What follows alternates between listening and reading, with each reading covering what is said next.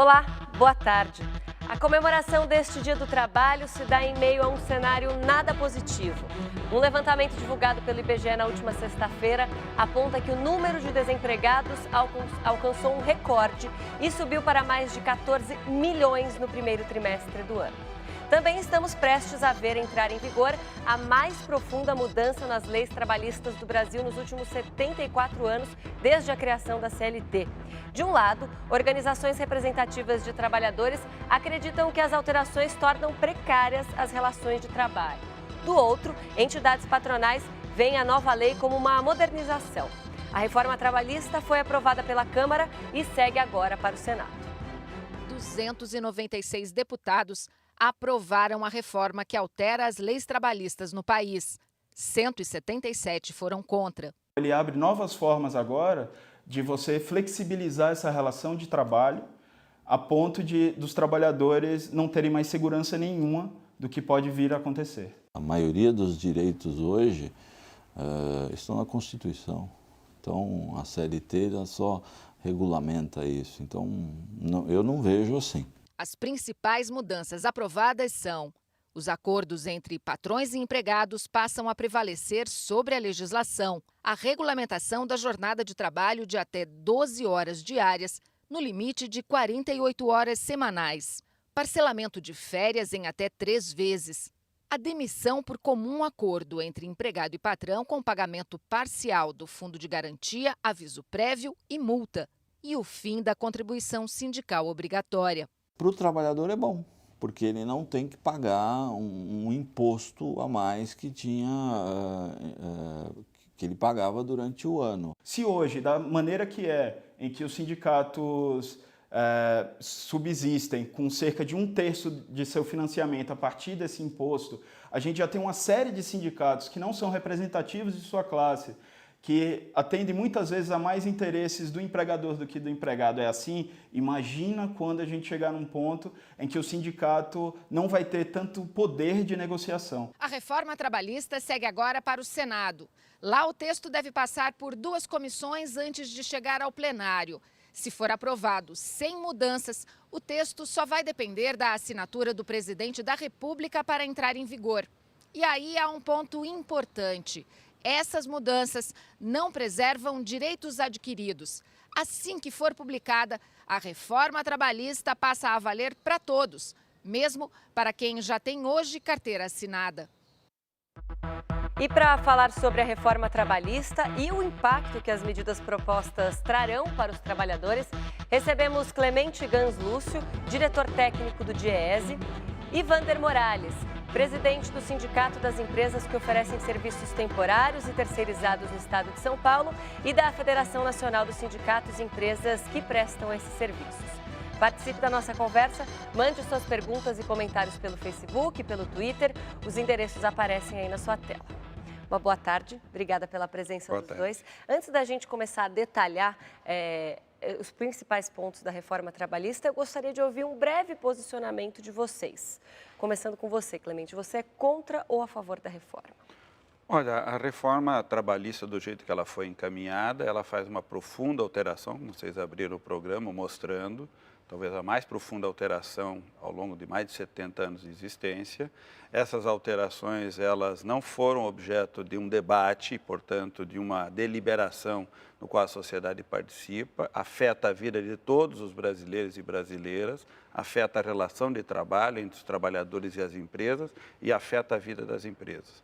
Afeta o Estado brasileiro, a parte da maneira como que os trabalhadores contribuem para a Previdência e por meio do seu salário para a própria dinâmica econômica, creio eu que ela precisaria primeiro de um amplo debate. Segundo, que a reforma fosse de fato um processo de modernização, de fortalecimento dos sindicatos, de fortalecimento da representação empresarial e de equilíbrio daquilo que nós queremos. Se nós queremos mais negociação, nós temos que fortalecer as entidades que representam as partes para que as negociações resultem em acordos e em compromissos. Se nós queremos mais legislação, nós podemos deixar mais fracos os sindicatos e a própria negociação. Nós acreditamos na negociação e esse projeto desequilibra a relação e fragiliza os direitos dos trabalhadores no nosso entendimento. Qual é a sua opinião, Wander, a respeito da reforma? Olha, nós entendemos que a reforma nem foi tão profunda assim, porque, na verdade, ela veio normatizar algumas situações que já acontecem no dia a dia. Por exemplo, a terceirização já era uma realidade no Brasil. As negociações coletivas das categorias especializadas também já funciona na prática. E não mexeu em nada, não tirou direitos trabalhistas nenhum, não mudou, não tirou FGTS, não tirou 13º, não tirou férias. O que veio foi agora regular essa questão de férias, que já acontecia essa divisão de férias ao longo do ano entre o trabalhador e a empresa, e isso agora passa a ser, então, uma lei, o que dá muito mais segurança jurídica para as empresas, porque isso depois podia ser contestado na Justiça do Trabalho. Então, nós entendemos que esta reforma é uma reforma que vem privilegiar o emprego também, porque as empresas vão se sentir muito mais seguras em empregar as pessoas. O que o empreendedor hoje tem medo, o investidor tem medo, é de empregar. E isso não pode acontecer. Nós temos que ter uma legislação que dê segurança. E do ponto de vista do negociado e do legislado, nós entendemos que os sindicatos estão, sim, já amadurecidos. Basta ver a quantidade enorme de sindicatos que o Brasil tem, mais de 17 mil sindicatos, e que eles estão já preparados e amadurecidos para tratarem e aperfeiçoarem os acordos trabalhistas. Lembrando sempre que aqueles pontos que não alteraram, né, como férias 13º, permanecem, e isso deve trazer muito mais segurança. E o ponto positivo que nós vemos disso é o fim da contribuição sindical. Isso é obrigatório, isso é muito bom para o trabalhador. E isso também estende para o lado patronal, que nós achamos bom também. Nós achamos que quanto mais liberdade, né, o mercado tem para poder negociar, quanto mais liberdade as pessoas tenham para poder escolher a sua forma de trabalho, isso é benéfico para o país. Bom, daqui a pouco, então, a gente detalha alguns desses principais pontos, mas você tocou em um dos motivos pelos quais o governo se propôs a fazer essa reforma, que é a geração de empregos. Mas a gente escuta muito dos economistas de que o que gera emprego é o crescimento da economia, que não é o que a gente tem visto, pelo menos com intensidade aí nos últimos anos. Não é à toa que a gente está com 14 milhões de desempregados. Na sua opinião, vai acontecer o aumento da geração de empregos com a reforma trabalhista, ou de fato a gente precisa ter um crescimento econômico? Não, o crescimento econômico é o que vai puxar o emprego, não é a forma de emprego, não é a lei da terceirização, o aperfeiçoamento do trabalho temporário. Por isso por si só não irá gerar emprego.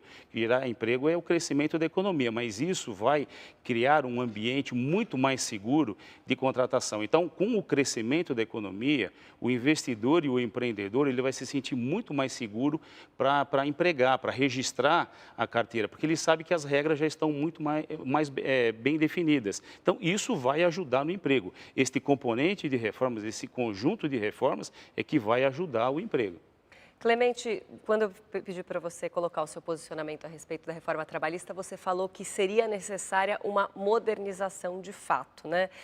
Mas alguns pontos que a CLT não tocava, por exemplo, o home office, que hoje é uma realidade do mundo inteiro e ainda não era contemplada pela CLT, hoje ela está incluída aí na reforma trabalhista. Você vê pelo menos esse ponto do home office como uma das mudanças positivas ou não? Olha, primeiro é importante nós entendermos que nós temos ainda quase 40% da força de trabalho sem proteção sindical, na informalidade, em condições precárias de trabalho. Mesmo entre aqueles que têm registro em carteira ou tenham muitas vezes assalariamento sem carteira, uma parte significativa está sem proteção sindical. Além disso, nós temos mudanças profundas no mercado de trabalho, com novas formas de contratação, como o home office, como o uso dos recursos hoje de internet, telefone celular, computador, fazendo com que o trabalhador tenha várias situações ligado 24 horas Exatamente. Por dia, né? Não há ainda no mundo uma regulação adequada, porque isso tudo é muito novo. A legislação diz que as empresas estão garantidas para fazer o que elas querem. Não há nenhuma regulamentação na lei clara sobre isso, muito pelo contrário, e ninguém sabe quais são as consequências, por exemplo, em termos de saúde, estresse. Os estudos já mostram que o volume de doenças associadas à depressão e ao estresse aumentam. Portanto, nós temos que regular. Do jeito que a regulação veio, ela vai fragilizar ainda mais as relações de trabalho. Creio eu que aumentará o conflito com as empresas. Imagino eu que uma reforma trabalhista deveria tomar assuntos como esse e fazer um profundo debate, ouvir especialistas. O relator apresentou o relatório e em menos de uma semana o projeto foi votado. Em países que fizeram isso, às vezes 1, 2 anos de debate, precederam deliberações cuidadosas do Congresso. O que foi feito agora foi uma atitude quase que irresponsável, porque a CLT tem 900 artigos. Esse projeto altera 100 artigos e 200 dispositivos da CLT. É uma profunda reforma, talvez a mais profunda reforma já feita na CLT no Brasil. As pessoas não estão dando ainda a importância devida. Creio eu que, se ela não conseguir dar resposta adequada, nós poderemos ter o aumento da insegurança para as empresas e da fragilização para os trabalhadores. Bom, um dos pontos que se aponta que o funcionário vai ficar mais fragilizado, que é aquela questão da homologação, que não vai mais ser feita no sindicato, não vai ser necessariamente feita no sindicato, vai ser feita dentro da própria empresa. Isso não faz com que aquela relação de trabalho, que costuma ser mais desigual, os empregadores têm mais força para negociar do que os funcionários. Essa homologação dentro da empresa não vai ser uma forma de intimidação do funcionário, de repente, aquele que está de saída deixar de reivindicar algumas coisas que algumas empresas não cumpriram de acordo com a legislação?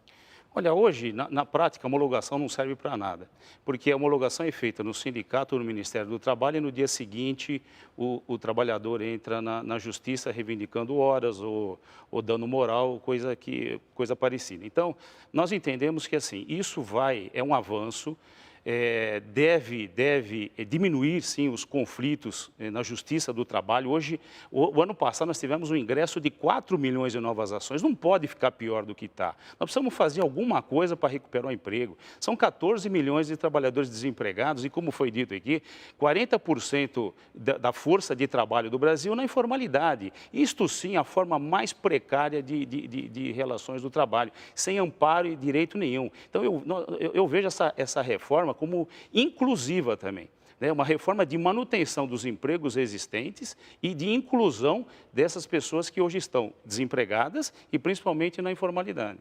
Bom, tem uma outra mudança aqui que é a multa para as empresas que tiverem com funcionários irregulares, né? Que antes era de 1 salário mínimo e agora passa para R$3 mil para cada trabalhador não registrado e para micro e pequenas empresas o valor cai para R$800. Clemente, você acha que isso vai diminuir as irregularidades dentro das empresas com relação ao registro de funcionários? Olha, o que diminui, o que aumenta a formalização, o que melhora o nível de emprego é o crescimento econômico. Nos últimos 15 anos, nós tivemos uma mudança radical na dinâmica econômica e vimos quantos empregos protegidos foram criados, como que os sindicatos melhoraram a relação de trabalho e quanto que a informalidade diminuiu. As empresas que conseguem se formalizar aumentam a contratação formal e as empresas que conseguem crescer protegem mais seus trabalhadores. É isso que melhora. Não são multas, não são mecanismos que coíbam as empresas de coisa que muitas vezes elas não conseguem evitar. Portanto, o crescimento é fundamental. A segunda dimensão fundamental é ter sindicatos representativos em condições de celebrar acordos com as empresas, inclusive no caso da homologação. Na nossa proposta, todos os trabalhadores deveriam passar por uma homologação junto ao sindicato e talvez a homologação ser muito mais regulada do que é hoje, inclusive para evitar isso, que são a judicialização. Do jeito que está posto, nós deixamos de apostar na negociação e apostamos na subordinação. Um trabalhador, diante da empresa, tem um desequilíbrio muito grande do ponto de vista da representação. O sindicato visa diminuir esse desequilíbrio. A lei amplia o desequilíbrio e dá segurança às empresas. Vai na contramão do que nós construímos nesses 70 anos e temos de direito do trabalho. Justamente tem a ver com a pergunta que a Marta Elian mandou para a gente. Ela quer que a gente está tentando aqui explicar melhor, né, os principais pontos da reforma trabalhista. Ela quer saber por que ela foi iniciada justamente pelos trabalhadores, que são o lado mais fraco aí dessa corda. De repente, outras regras não poderiam ter sido mudadas, Wander? Ou não? A solução é realmente mexer com a maioria da população?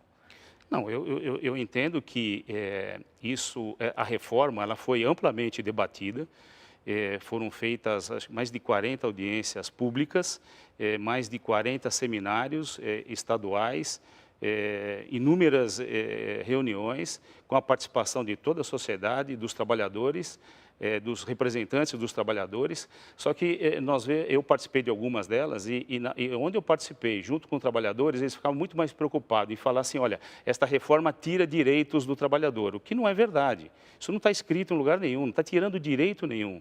Eu vejo ela até, as empresas muito mais preocupadas até com a proteção ao trabalhador, que foi uma das pautas nossas, inclusive das empresas do setor patronal, é a inclusão de proteção aos trabalhadores, né? Principalmente no setor terceirizado, nós cobramos e exigimos que não houvesse diferenciação entre terceirizados e não terceirizados. Então, como usar o mesmo refeitório, usar o mesmo transporte público, em caso de emergência, ser socorrido pelo departamento médico da empresa, enfim. Então, é um equilíbrio, né? E isso foi pautado pelas empresas. Então, nós entendemos assim, a empresa, o bom empresário, aquele que quer desenvolver o seu negócio, principalmente no setor de terceirização, ele depende muito do trabalhador. O trabalhador tem que ser um aliado dele. Nós esperamos que com esta reforma diminua essa tensão entre capital e trabalho. Não dá para um ficar competindo com o outro. Por isso que a negociação ela vai ser bem-vinda, porque isso vai, inclusive, amadurecer essa relação. E vão juntos buscar soluções para os seus negócios. E isso é manutenção de emprego. E isso também é inclusão de emprego, porque a partir do momento que a gente tiver essa segurança, que o empreendedor, o investidor tiver esta segurança, que ele pode ter várias alternativas de contratação, todas de acordo com a lei, e todas essas alternativas, todas visaram a proteção ao trabalhador, coisa que contou com a nossa participação também do lado patronal. Então, isso vai melhorar o ambiente de emprego. Bom, daqui a pouquinho, então, a gente continua a nossa conversa, a gente vai para um rápido intervalo. Continue participando do JC Debate, veja agora os endereços.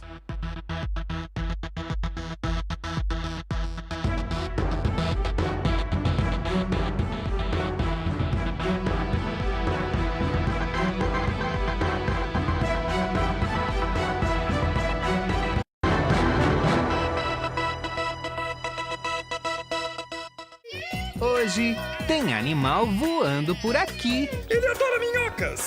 Tem bico, asas. Vocês ouviram isso? Você ouviu isso, Berenice? Puxa, esse é o pássaro mais lindo que eu já vi. Hoje, 1h, eu, Maria Fernanda Cândido e a minha amiga Hebe estamos na Sésamo. Curtam nossas divertidas histórias aqui na TV. A gente espera vocês. Sésamo. Crianças, olha, quando eu preciso de medicamentos, eu vou direto na Ultrafarma.com ou peço pelo telefone e eles entregam aqui em casa. Todos os dias tem ofertas e promoções. Pela internet ou por telefone, é muito fácil de acessar e comprar. A Ultrafarma.com é o maior site farmacêutico do Brasil. Amor, a Ultrafarma chegou. Ué, ela pediu antes de mim? Portiolli, minha mãe te adora. Medicamentos com até 90% de economia, só na Ultrafarma. Acesse ou ligue. Ultrafarma, tá no coração da gente. Nesta segunda, reforma política é o tema do Roda Viva. Eu acho que os tópicos abordados na proposta, alguns deles são absolutamente essenciais para o país. As propostas para a legislação eleitoral. É uma espécie assim de tema mal resolvido da democracia brasileira. O que se discute no Congresso? Às vezes a gente entra na comissão para o debate, o deputado não leu, não teve tempo de ler, mas tem uma oposição, opinião, vai lá, critica o relatório. Segunda, 10h15 da noite, Roda Viva. Gostaria de ter uma bancada como essa no Congresso Nacional para debater, gente que leu, que estudou. Churrascaria Vento Aragano, sinônimo de tradição e qualidade. O lugar perfeito para todas as ocasiões. Cortes especiais para os paladares mais exigentes. Buffet com grande variedade. Carta de vinhos selecionados e premiados. E tudo isso com muita paixão e o jeito gaúcho de se fazer churrasco. Vento Aragano, a arte de fazer churrasco. Avenida Rebouças, 1001, Jardins. Quarta, como os ingleses têm avançado nos segmentos de inovação. We are trying to develop a robot that can assist firefighters to move in indoor firefighting. At the end of the day, I want Neon Moon girls to wear the products and feel that they are empowered to take on their day and aim towards successes. One of the very first charities working with vision impaired children in the country. Rota da Inovação. Isso aqui é sensacional. Quarta, 10h30 da noite.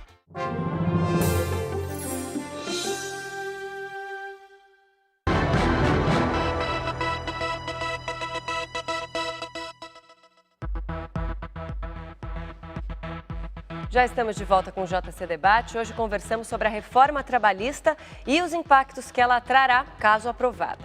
Com a gente, Clemente Gans Lúcio, diretor técnico do DIEESE, e Vander Morales, presidente do Sindicato das Empresas que oferecem serviços temporários e terceirizados no estado de São Paulo e da Federação Nacional dos Sindicatos e Empresas que prestam esses serviços.